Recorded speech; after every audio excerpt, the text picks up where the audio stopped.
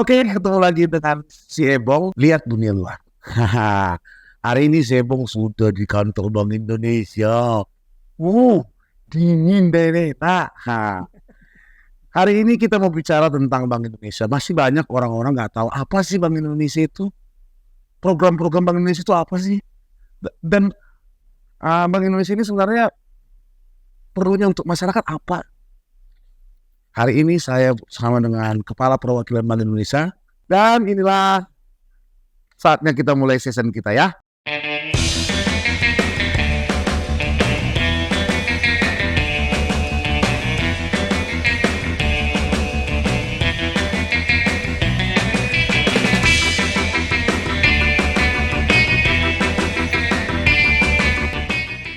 Oke, si Ebong lihat dunia luar kembali muncul. Kali ini si Ebong mau ke Bank Indonesia. Tahu nggak? Ebong ini belum pernah ke Bank Indonesia. Pengen tahu sih sebenarnya di Bank Indonesia gedung yang mewah ini apa aja sih? Dan kita akan berjumpa dengan Kepala Bank Indonesia, Bapak Mukorodin. Yuk, apa saja kegiatan si Ebong di Bank Indonesia? Ikuti saya. Come on.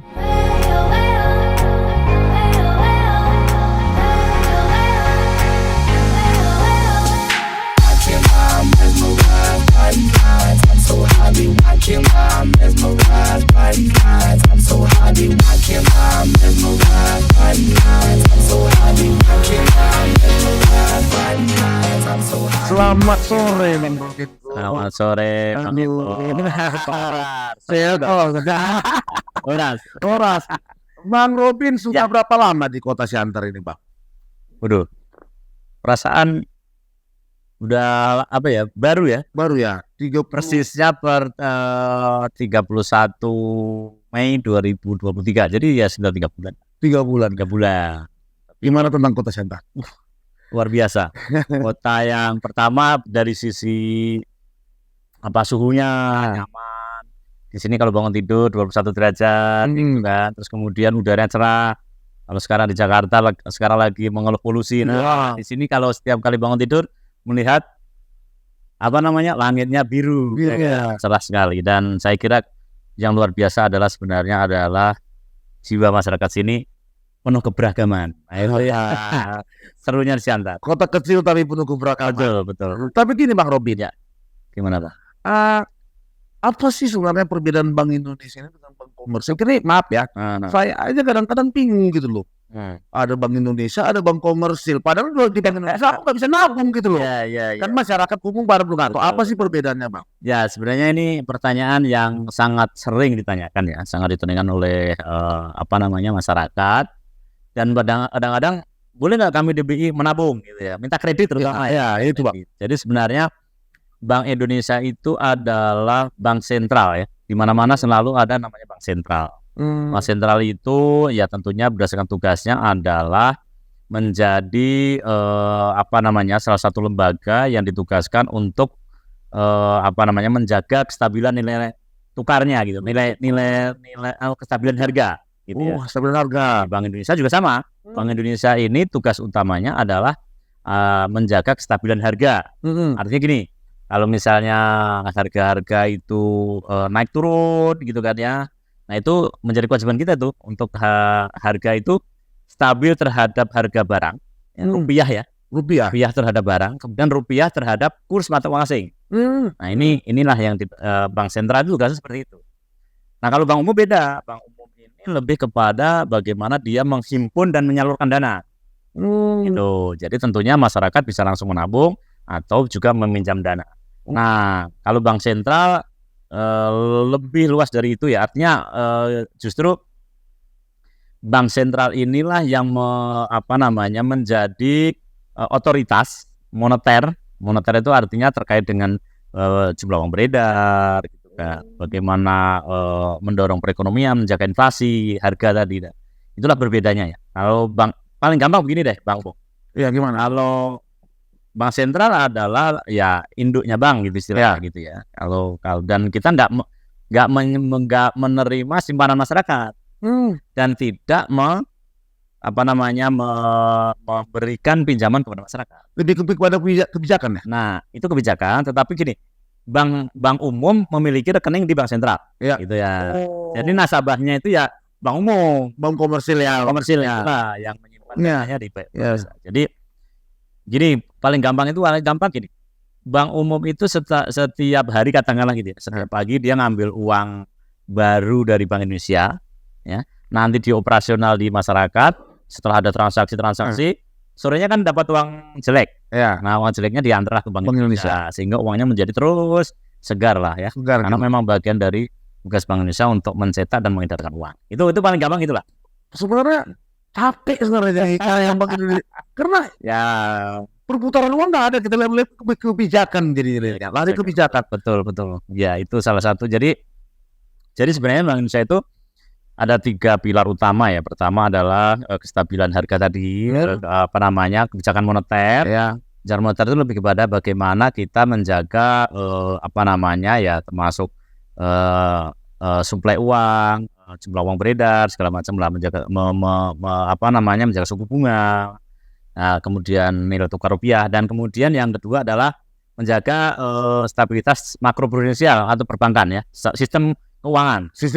Ya, itu artinya. Kemudian yang ketiga adalah terkait dengan sistem pembayaran. Jadi kayak abang misalnya mau belanja pakai uang tunai apa digital, nah, itu kamilah yang menciptakan regulasinya. Regulasinya ya, gimana cara penerapannya. Itu paling gampang. Oke. Ya, tapi emang enggak. Bang Napin, saya masih bingung. Kota senternya kota kecil. Kenapa bisa dipilih menjadi memiliki kantor perwakilan Bank Indonesia? Dan ini bagi aku unik gitu loh. Ya, ini kita belajar sejarah ya. Siapa yang bilang kota Siantar kota kecil? Ya, Siantar ini kota yang memiliki sejarah panjang ya. Belanda sendiri kan memiliki kantor-kantor di sini. Kita lihatlah peninggalan sejarah heritage di sini. Heritage-nya. Ada stasiun kereta api, Ya. kemudian ada bangunan BRI sama metro kota. Nah, itu menunjukkan bahwa sebenarnya kota ini sudah lama menjadi bagian dari sejarah panjang Indonesia ya. Sebelum ada Indonesia malah ya. Iya. Di mana di situ ada pusat ekonomi di sini. Ya.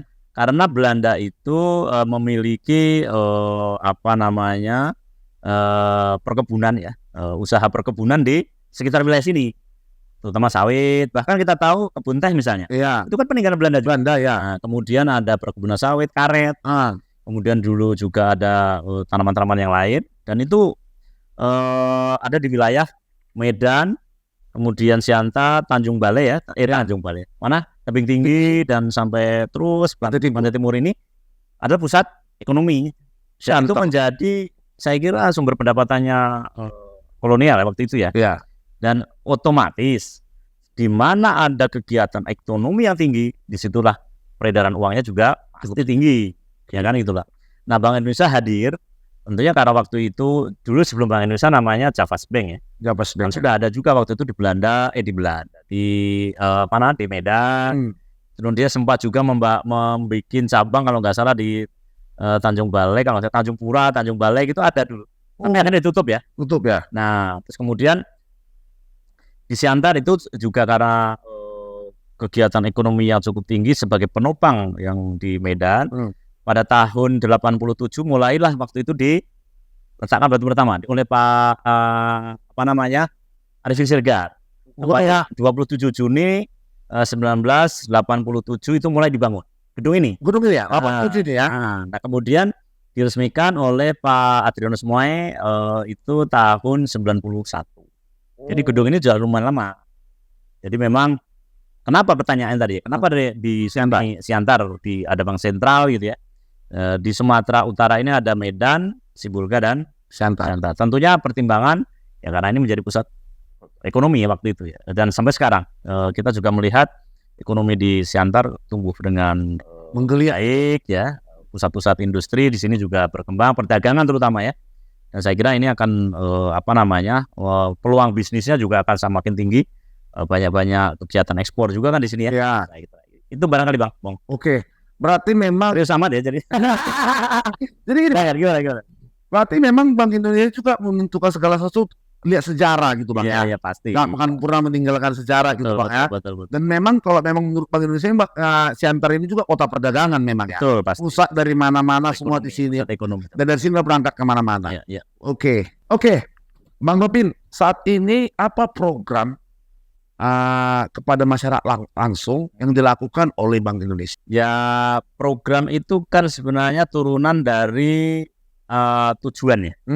Jadi tujuan Bank Indonesia ada di sini tentunya pertama ya tujuan utama sejalan dengan mandat kita, yaitu menjaga stabilitas rupiah. Ya. Stabilitas rupiah itu stabil terhadap harga barang yang namanya inflasi ya, mengendalikan inflasi, dan stabil terhadap kurs asing, kurs mata uang asing, namanya kurs ya, stabil terhadap mata uang asing. Nah, inilah dua hal ini.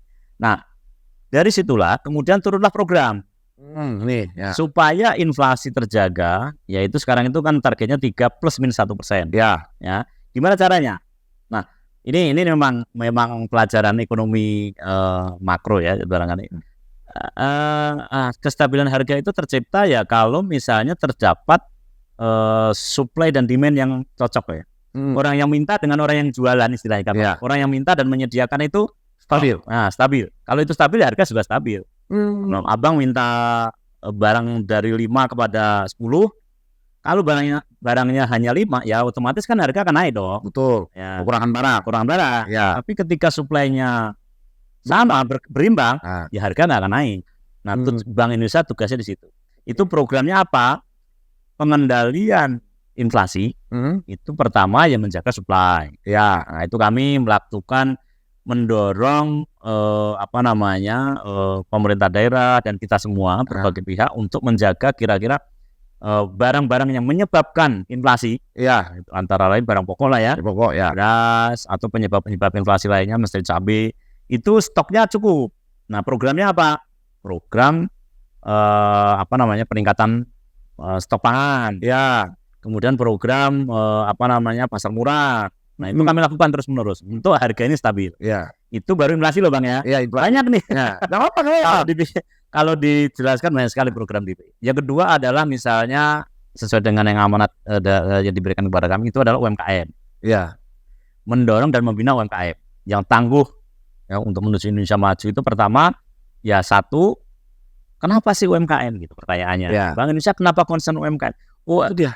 UMKM itu kan menjadi engine lah ya untuk perekonomiannya.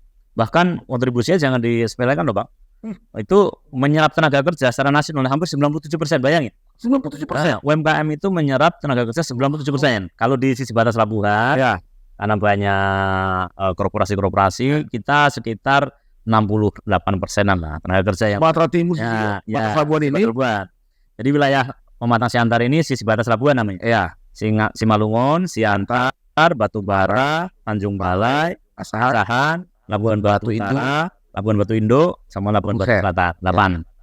Nah, di wilayah ini itu total UMKM-nya sekitar 34.000. Wow. Nah, kalau 34.000 ini terus berkembang, ya itulah yang akan menjadi mesin pertumbuhan ekonomi di wilayah ini. Itu pertama. Yang kedua, tadi kan saya bilang untuk menjaga kestabilan harga itu yang dijaga adalah si ekonomi yang ekonomi yang digerakkan oleh UMKM untuk bisa menghasilkan produksi barang-barang untuk menjaga stok tadi. Ya. Itu ya UMKM. Sehingga kalau misalnya nanti ada pertumbuhan ekonomi peningkatan demand dari masyarakat karena pendapatan income per kapita yang meningkat, ini juga stoknya UMKM ini juga siap gitu loh. Akhirnya ya harga-harga terstabil. Itu antara lainnya. Tapi itu complicated lah. Artinya sudut pandangnya cukup banyak untuk melihat UMKM dan program-program apa yang kami lakukan. Nah, program ketiga satu lagi Bang, itu adalah kami didorong untuk diminta untuk mendorong digitalisasi namanya sistem bayaran. Karena Kris, tapi nanti kita bahas itu Bang. Kris nanti kita bahas Bang. Oke, silakan. Oke Bang, baru gini Bang. Jujur Bang ya, setiap program kan pasti ada masalah-masalah yang kita dapat. Apalagi misalnya Bang pelaku UMKM ini Bang, kadang-kadang Bang jujurlah dari sisi kemauan harus kita dorong-dorong, harus kita ingat-ingatkan, karena namanya masih tradisional. Betul. Bank Indonesia melihat apa sih permasalahan yang dialami oleh UMKM ini sendiri? Ya, secara umum UMKM ini kan memang pertama dia sebenarnya menjadi tulang punggung ya, backbone-nya ekonomi kita ya, karena memang betul. sudah terbukti ketika terjadi krisis, pandemi kemarin ya ujung-ujungnya si UMKM ini yang menjadi tulang punggung. Ya. Nah, cuman UMKM ini kan ya beragam ya, ada yang levelnya medium, ada yang levelnya subsisten kami sebut. Ya. Nah, ini juga tentunya nggak serta-merta langsung dia memiliki sumber daya yang kuat lah ya. Ya. Pertama sumber daya itu kan bisa jadi SDM, Ya. ya pengelolanya. Ya. Kemudian ada aspek finansial, Modal. kemudian aspek manajemen. Ya. Meskipun orangnya oke, kemudian modalnya wah, tapi kalau manajemennya nggak oke kan juga problem. Yang ketiga adalah ya tadi termasuk manajemen, termasuk marketing. Ya. Kemudian juga marketing ya berarti kalau mau pasar dalam negeri atau luar negeri. Ya, pemasaran. Nah, Bank Indonesia itu mengklaster ya istilahnya UMKM ini dalam beberapa kelompok. Pertama, apakah subsisten, apakah sudah cukup menengah untuk dibantu atau memang sudah advance. Ya. Beda-beda treatmentnya tuh. Beda ya. Kalau yang kami di Bank Indonesia Siantar, Pematang Siantar ya, kami memiliki program yang namanya ya secara umum adalah pengembangan UMKM ya. Tetapi ada program-program khusus unggulan kami. Contoh adalah wirausaha unggulan Bank Indonesia. Itu kami rancang untuk mengembangkan UMKM dari hulu ke hilir dan mulai dari mindset sampai dengan mindsetnya dia. Kemudian nanti kita ajari pertama mindset ya, kemudian kedua adalah terkait dengan aspek finansial, ya kan? Kemudian kita hubungkan dengan bank untuk dapat pembiayaan dan kemudian kalau perlu, kalau mereka sudah siap kita dorong untuk ekspor. Wow, sampai segitu. Itu namanya program wirausaha unggulan Bank Indonesia. Itu contohnya seperti itu. Ini contoh ya. Nah, setiap tahun kami sekitar 30 sampai 35 UMKM unggulan di wilayah sini. Itu kita didik, kita dorong, kita bantu, kita dampingi, bahkan kita hubungkan dengan bank. Kita kadang-kadang gini, Bang. Mana, Bang? UMKM itu kan ketika dia sudah hebat gitu ya, dia perlu lebih hebat jika dihubungkan dengan UMKM lainnya. Namanya sinergi. Nah, itulah kami hubungkan tuh. Itu juga Bank Indonesia. Bukan. Itu ya tapi tidak semua ya. Ini semacam prototype supaya ini ditiru lah oleh percontohan lah, ada beberapa pilihan lah gitu, Pak. Bisa loh kita UMKM yang sebenarnya bisa tumbuh, bisa lebih bagus lagi ketika hubungkan sinergi. Misalnya ya keterhubungan antara model bisnis hulu hilir. Ya, ketika dia menghasilkan keripik, satu sisi dia menghasilkan ya bahan baku, bahan bakunya atau plastiknya, atau di ujungnya di hilirnya, atau packagingnya lagi ya. Nah, ini kita hubungkan hulu hilir, dan itu dalam bentuk model bisnis yang saling integrated lah gitu ya. Itu sudah ada, Pak? Itu ada namanya business matching. Nah, kami lakukan kemarin di acara-acara yang kita inisiasi itu termasuk di dalamnya itu. Kemudian yang ketiga, yang tadi pertama adalah mindset, kedua adalah pendampingan keuangan, cara mereka untuk menyusun laporan keuangan yang baik, nah gitu ya. Itu juga kita ajarin, kemudian baru kita dorong untuk marketingnya. Dan sekarang kan eranya digital marketplace atau e-commerce, itu ajarin. Dan mereka, dibayangin Mbak ya, kalau UMKM ini hanya jualan di depan rumah, ya kan segmennya kan paling 1-2 orang dan bahkan ya paling tetangga aja kan. Iya. Begitu dibuka di e-commerce kan worldwide kan. Pasarnya dunia. Nah, mindset itulah yang dibangun bahwa Anda sekarang menghadapi pasar yang sangat luas, opportunity ada di sini. Wah, itu ya. Perubahan mindset itu, Bang ya. Nah, itu paling penting. Paling penting ya. Betul. Seberapa jauh Abang melihat nih, Bang, peluang UMKM sebenarnya di daerah yang Abang lagi bina ini? Ini, Bang. Ini pertanyaan menarik dan saya kira saya mencoba untuk berpikir yang lebih lebih pragmatis ya.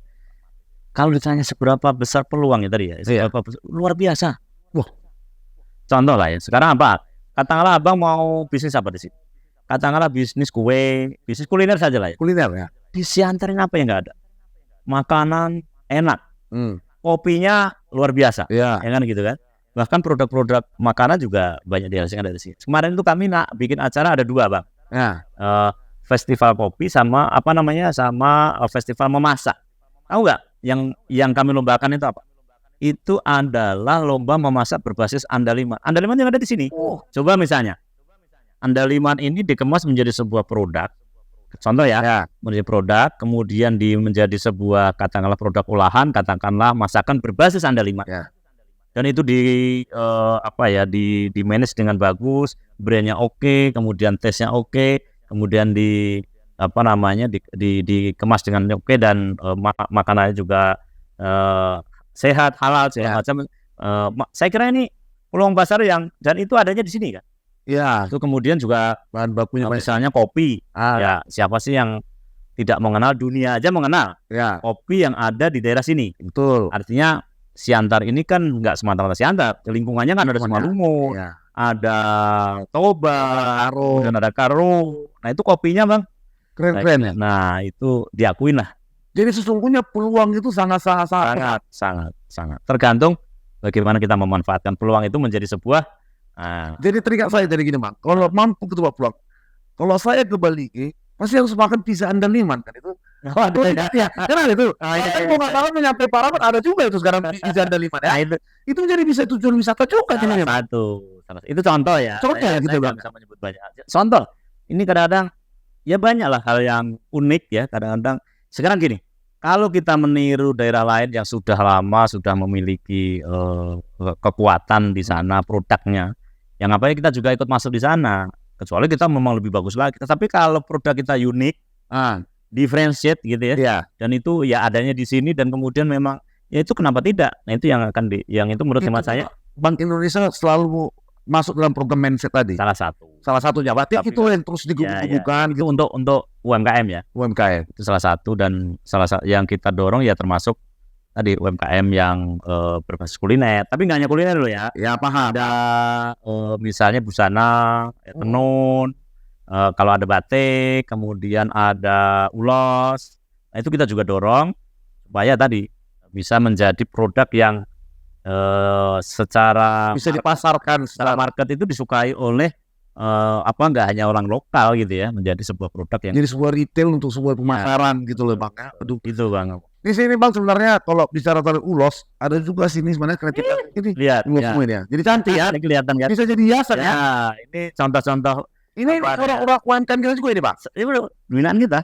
Wah ini semua itu hanya di sini ya, di ruang-ruang lain itu juga kita tampil. Ini kayak dijual. Cuman ini terus terang ini nggak semua tahu ini jenisnya apa. Nah ini ada teman-teman yang barangkali bisa lebih menjelaskan ini jenisnya apa, dari daerah mana, itu semua bisa dijelaskan. Bisa dibuat gini bang ya. Wow. Ya. Tadi abang Anda bilang soal pembayaran digital. Kiris ya. Non tunai kiris. Bang, itu kan mulai hot ya. Pandemi ya, ketika pandemi COVID, orang takut uang tunai kena tertular. Sejak sampai sekarang ini, bang, bagaimana proses pelaksanaan KRIS itu, bang? Jadi gini, pertama saya jelaskan dulu apa itu KRIS ya. KRIS ya. KRIS itu adalah media transaksi digital yang memang sangat mudah dan sangat murah dan nyaman lah sebenarnya kita melakukan transaksi. Bayangkan bang ya, ini memang berkah dari pandemi kemarin yang tadi abang bilang itu. Ya, pandemi. Memang mau nggak mau, suka nggak suka, ya menjadikan kebiasaan transaksi non tunai yang tidak langsung fisik itu menjadi sebuah keniscayaan kan. Ya. Nah, KRIS ini sebenarnya bukan muncul, emang itu menjadi sebuah yang muncul secara alami lah ya. Artinya kebutuhan orang untuk apa-apa sekarang kan semua serba digital. Semua sekarang serba di tangan. Ya. Mobile banking, kemudian transaksi abang mau buka tabungan pun sekarang ada di HP. Genggaman. Kalau bisa dengan HP, kenapa harus dengan uang tunai kan gitu? Kan uang tunai itu kan harus ngambil dulu, harus disakuin dulu, taruh di dompet, dan kemudian pecahannya kan sulit. Ya. Abang mau belanja 34.451 gimana coba? Kan nggak bisa. Pecahannya setengah mati nyarinya kan. Tapi dengan KRIS ini bisa transaksi menggunakan berbasis mobile banking tadi. Kemudian ada e-wallet, ada merek-merek tertentu lah yang teman-teman udah tahu, misalnya kayak GoPay, Dana, OVO, itu juga ada juga KRIS itu. Nah, ketika kita memiliki saldo uang dalam bentuk digital, ketika melakukan transaksi tinggal mengetap aja. Namanya barcode ya. KRIS ya, Quick Response Indonesia Standard. Itu sebenarnya lebih kayak semacam gambar-gambar yang grafis-grafis itu yang nah itu nanti begitu kita melakukan pembayaran pecahan berapapun bisa, dan kemudian akan ya itu settle yang akan diterima oleh si merchant ya istilahnya. Dan itu sangat enak, sangat mudah, dan kita dorong ke sana. Presentasi pelaksanaan itu bang, karena saya bang jujur bang ya, saya korban kris bang. Loh, kok bisa? Karena sampai sekarang saya nggak punya uang cash lagi bang. Betul. Dulu saya bang suka kantongi uang cash. Jadi gini, itu kabar baik buat Bank Indonesia kalau aku korban bang, korban kris. Saya memang kata jujur udah terlanjur keenakan. Udah, aku nggak pernah lagi pakai uang konten bang, bahkan dompet ketinggal. Berarti abang generasi keterkinian. Bang Bongsu apa namanya generasi milenial. Sekarang zenial kali. Ya. Nah udah. Jadi betul. Jadi gini ya, Bang Bongsu bisa bayangkan ya. Kalau masih transaksi tunai, abang di tempat-tempat yang jauh dari kota gitu ya, kan abang kan membutuhkan uang ya. Dan itu biaya untuk biaya operasional ya, mengangkut uang tunai itu mahal. Ya enggak murah. Itu ya, dan takut. Nah, tapi dan kemudian contoh ya, ketika melakukan transaksi, ketika contoh di kota amal lah ya, di kota-kota amal itu begitu di-scan kan duitnya masuk ke rekeningnya si yayasan lah kita bilang. Apa yang mau diambil?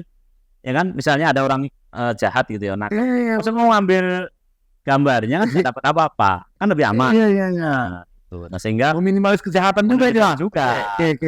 Nah, itulah sehingga kalau abang korban itu korban korban kebaikan berarti.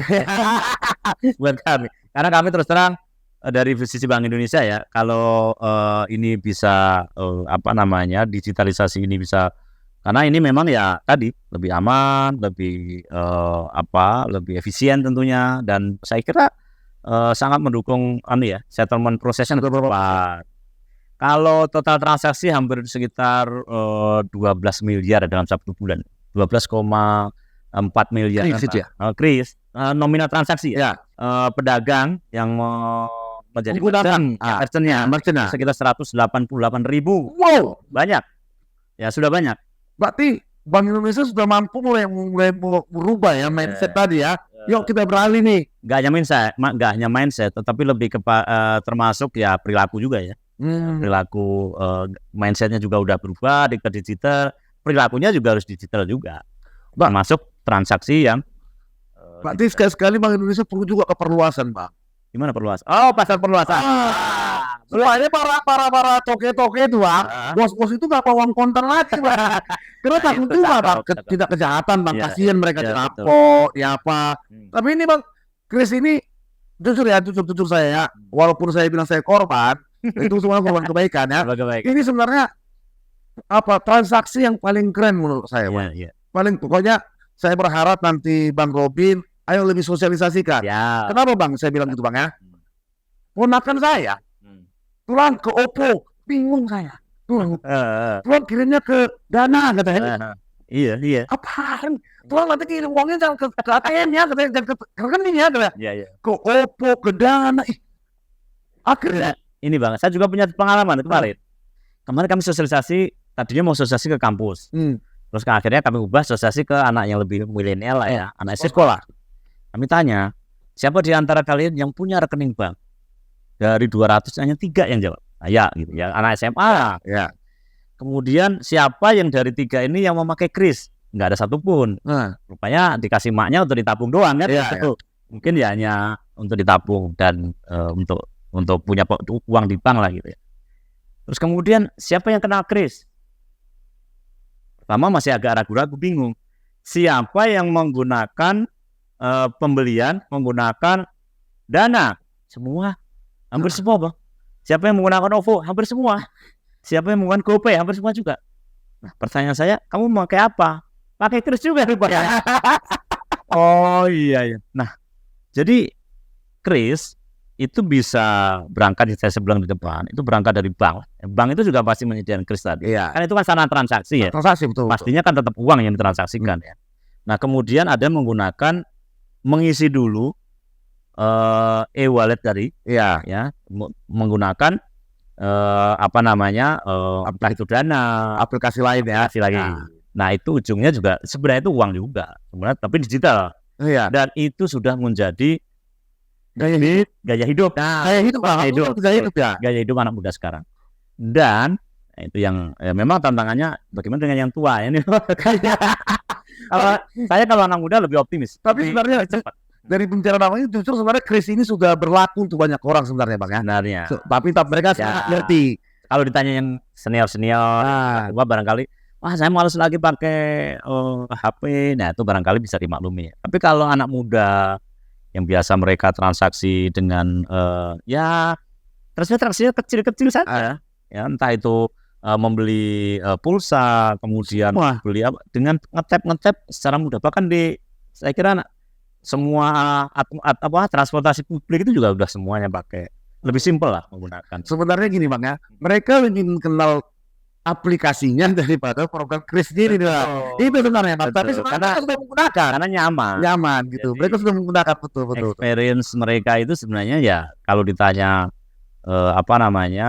itu pasti jauh lebih menyenangkan ya. Transaksi menggunakan kris. Tapi satu sisi ya memang lebih mudah belanja. Aku baru itu kan gitu, baru istilahnya main. Habis bang. Oke. Suka aku beli semua. Tadi jujur bang ya. Baru saya tahu bahwa kris itu ya kayak menggunakan aplikasi Dana, Oppo, GoPay. Sebenarnya kris itu aku pikir udah banyak orang yang menggunakan. Betul. Anak-anak SMA, kalau di Jakarta Pulau Jawa itu dari anak SD malah. Dari SD sudah menggunakan kris. Oke bang, satu pertanyaan terakhir bang. Saya kan kadang-kadang punya uang rusak bang. Ya, betul bang. Itu artinya uang yang apa tuh? Misalnya kan udah koyak. Oke. Nah, pokoknya ini kan gak laku ini bang. Pas ngisi bensin laku bang. Iya. Uang udah sobek, gak laku ini katanya. Iya. Kalau uang sayang bang, cari uang susah. Kamu tuh nggak cari uang susah apa? Apakah saya sebagai warga ini bisa bang menukarkannya bang? Ya. Bisa ke bang? Bisa. Ke mana saya tukar? Jadi pertama kalau uang sudah prinsipnya gini, uang itu bisa dirusak itu ya. Pertama yang bisa ditukar itu uang rusak, kemudian uang yang biasanya pecahan lama ya, pecahan lama ya. Kemudian yang tentunya yang masih bisa ditukar ya, ada batas waktunya juga. Nah, kalau yang khusus rusak tadi bisa karena kebakar, bisa karena kena air, bisa karena apapun ya. Itu sepanjang lembarannya itu masih di atas 3/4 ya. Oke. Ya, itu bisa kita tukar. Atau kemudian potong, kemudian serinya sama, itu bisa. Karena kalau hanya separuh, misalnya abang punya 1/4 gitu ya, terus tukaran ke BI. Nah, ditukaran ke BI ini ya, tukaran BI, terus kemudian pasti ditolak karena jangan-jangan nanti yang 3/4-nya ditukar sama lain. Atau kalau 50% ditukar, misalnya dari 50.000 ditukar sini 50.000, ditukar lagi 50.000 kan, ya artinya kan ada tanda petik bisa agak sedikit ini dong dimanfaatkan. Oleh sebab itu maka dibatasi boleh tukar sepanjang 3/4 masih ada utuh gitu ya. Utuh. Misalnya karena kebakar, misalnya ini udah istilahnya, tapi kalau hitung-hitungan kita masih ada lah perhitungan dari bank itu. Ya, pokoknya kalau sebenarnya prinsipnya kita tidak pengen masyarakat dirugikan. Iya betul. Kan? Tapi ya supaya tidak tadi dimanfaatkan untuk moral hazard dipotong juga. Makanya kita tukar dengan. Nah, satu lagi. Apa bang? Kalau ada yang kebakar. Misalnya kalau ada kebakaran, bencana ya. Bencana bang. Bencana kebakaran, kebanjiran itu kalau numpuk begini, kemudian kita tidak tahu pecahnya seperti apa. Ini aja diangkat saja, jangan diubah satu. Dibawa ke Bank Indonesia, nanti kita akan teliti. Kalau memang itu dari penelitian atau memang penyebabnya adalah kebakaran, bisa diganti.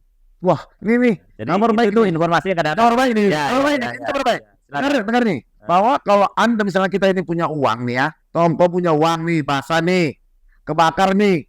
Tapi jangan diobok-obok dulu dong. Utuh aja bawa gitu bang. Misalnya contoh uang kan basah itu kan luntur ini kan. Berarti kita bawa TPK-nya, kita bawa ke Indonesia. Jangan diobok-obok. Jadi masyarakat diteliti. Kalaupun misalnya ada mengalami bencana, kita kan nggak berharap bencana ya bang ya. Jangan dulu obok-obok gitu uang. Misalnya tempat penyimpanan, kejar aja penyimpanan dulu. Ambil atau fotokan juga kan bisa sebagai bukti ya kan bang kan, atau divideokan, diangkat itu semuanya bang ya. dibuat dalam satu tempat, baru dibawa ke Bank Indonesia, baru Bank Indonesia melakukan penelitian. Iya. Waduh, jadi misalnya kena air lagi Tom, kadang-kadang kan banjir nih. Siantar ini maunya banjir Pak. Oh, masa? Pasti ada daerah yang tertentu ada banjir Pak. Kasihan. Kadang-kadang kita kan masyarakat ini masih nyimpan uang di lemari Pak. Nanti kalau udah digital udah nggak ada lagi. Kita berharap Bang semua harus Seperti HP. Oke Bang, pesan terakhir Bang untuk Siap. masyarakat yang di sisi batas Labuan dan juga khususnya Siantar tentang ya apalah yang ingin disampaikan Abang dari Bank Indonesia sendiri. Ya, saya mengucapkan terima kasih udah Bung Sun ya. Satu, ini luar biasa nih. Pertanyaannya benar-benar sangat basic ya. Jangan-jangan pertanyaan Abang ini juga ditanyakan oleh banyak masyarakat ya kan. Iya, Nah, ini kesempatan yang baik ini tentu saya mengucapkan terima kasih dari Bank Indonesia. Dari beberapa tadi pertanyaan saya menangkap bahwa pertama terkait dengan tugas Bank Indonesia ya. Iya, Bank Indonesia. Apa beda dengan tugas bank umum? Kita pahami bahwa Bank Indonesia itu lebih kepada regulatornya, yang mengaturnya gitu ya, kebijakan yang kita bukan mencari komersial terkait dengan kegiatan perbankan secara umum. Itu yang pertama. Yang kedua, dari tugas itu kami juga UMKM tadi, mendorong UMKM. Kemudian yang ketiga tadi adalah terkait dengan program digitalisasi. Nah, pesan saya kepada ini ya, seluruh masyarakat di sini tentu terkait khusus dengan kris, marilah kita manfaatkan ya teknologi pembayaran dengan kris ini karena memang terbukti lebih aman, lebih efisien, kemudian juga lebih mudah, transaksinya juga bisa dalam bentuk pecahan dan itu saya kira menjadi buat anak-anak muda menjadi gaya hidup baru ya, dan saya kira ini akan sangat menyenangkan lah kalau menggunakan transaksi digital. Saya kira untuk yang UMKM tentunya juga kami terus akan menjadi bagian dari upaya untuk membangun UMKM yang tangguh. Akan menjadi wilayah Siantar ini kaya sekali sumber daya alamnya. Hampir semua ada di sini, Pak. Ya. Wilayah Padang ini ya. Sekitarnya pun radiusnya kami Simalungun ada kekayaan alam ya. Agriculture yang luar biasa ya kan. Kemudian di kawasan sekitarnya ada perkebunan yang luar biasa dan kemudian di kawasan sebatas Labuan itu perkebunan rakyat demikian besar berkembangnya dan pertumbuhannya di sini luar biasa. Saya kira ini potensi investasi yang menurut hemat kami momentumnya harus tetap kita manfaatkan sebaik mungkin. Dan ini akan menjadi daerah yang barangkali menjadi pusat pertumbuhan nanti ke depannya. Apalagi infrastrukturnya udah akan terbangun ya. Oh ya, pusat wisata di Danau Toba itu luar biasa. Dan pasti kalau Danau Toba akan melewati Jakarta. Ini matilah kuliner di sini. Oke, ini terakhir Pak. Oke, Pak. Bang, ini kan mewakili nih. Dan suatu saat nanti masyarakat, ada nggak Bang misalnya masyarakat butuh informasi? Ya, ada nggak di sini suatu bidang yang khusus untuk pemberian informasi kepada masyarakat? Karena masuk jujur Bang ya, kemarin Abang buat suatu event yang membuka Bank Indonesia ini kepada publik. Oh iya. Oke. Terima kasih. Abang baru pertama ini loh Pak. Ya. Yang membuka Bank Indonesia ini dimasuki masyarakat loh Pak. Iya. Dan terima kasih. Aku yakin juga banyak pelaksanaan yang bau entas sudah Pak. Jadi gini Pak, Abang sudah memulai membuka kepada masyarakat. Ya. Kami juga berharap Bang, mulai juga lah Bank Indonesia ini jangan eksklusif seperti itu Pak. Putih. Mulailah mendatangi masyarakat, apalagi Abang pendengar suka musik, suka kreativitas. Apakah Bank Indonesia tetap nanti mau membuka diri bukan masyarakat? Ya, jadi ini memang menjadi pesan kami. Memang kegiatan kemarin itu menjadi salah satu momentum ya bagi kami. Kami ingin dekat dengan rakyat, dekat dengan masyarakat. Lihat di Bank Indonesia kita buka tuh. Awalnya Bank Indonesia agak sedikit tertutup dengan pohon-pohonnya lah. Ya, secara fisik nih. Secara fisik BI itu tertutup. Karena kalau kita jalan dari mana Sutomo, ada Malika lah ya, ada. Kelihatan BI itu. Akhirnya dengan acara yang simpel, cobalah kita buka supaya orang tahu BI gimana ya. Kita pangkas tuh Bang. Yang pangkas bukan kita ya. Pangkas kita bantuan Pemda yang ahli akan dipangkas. Kelihatan tuh Bang. BI dibangun tahun 27 Juni oleh gubernur waktu itu. Ya, gubernur Bank Sentral Pak Zainul Arifin tadi saya bilang. Dan diresmikan tahun 91 27 Juli kalau salah 20 tanggal berapa ya? 16 Juli 1990. Berarti udah lama sekali. Udah lama. Dan lucunya, gak banyak orang yang pernah masuk di. Termasuk saya, Bang. Termasuk. Ada sekali di baru. Ya. Jadi ya, begini ya, Bang. Aku sebagai penutupannya selalu buka diri. Ya. Dan abang sudah mulai yang baik, Ya. yang bagus, dan aku harus memberikan aplaus. Ya. Dah. Terima kasih. Dan coba lagi membuka lebih diri lagi. Ya, ya. Mulai terjun ke masyarakat, mulai zaman sebenarnya, Bang. Kota Siantar ini, Bang, butuh sentuhan, Bang. Oh, sentuhan hati. Sentuhan hati. Jadi ya, Ya. teruskanlah, Bang, Siap, buka siap. diri untuk masyarakat. Terima kasih. Terima kasih, Bang. Terima kasih. Teman-teman, Bang, ya. Ya, terima kasih banyak. Oke, Tuhan memberkati, Bang. Ya, selalu menjadi bank yang dekat dengan rakyat. Itu dia. Oke, baiklah, tadi saya sudah ngobrol-ngobrol dengan Bang Robin. Ya, bagaimana kita bicara tentang Bank Indonesia, apa itu Bank Indonesia, apa program mereka. Tetapi satu hal poin yang saya ambil dari Bang Robin, dia menjadi pionir. Dia menjadi pionir, Bang. Pionir bagi Bank Indonesia Perwakilan Siantar ini membuka diri dan menjadikan Bank Indonesia pernah didatangi ribuan, bahkan 15.000 kemarin, maka 15.000 orang mendatangi, bahkan kuasa, Bang, buang air kecil juga ada. Terima kasih. Tamu juga. Dan teruslah lakukan itu, Bang, dan bukalah dirimu untuk Indonesia. Siap. Sampai jumpa dengan si Ebong, lihat dunia luar dengan tema-tema berikutnya. Terima kasih. Wah.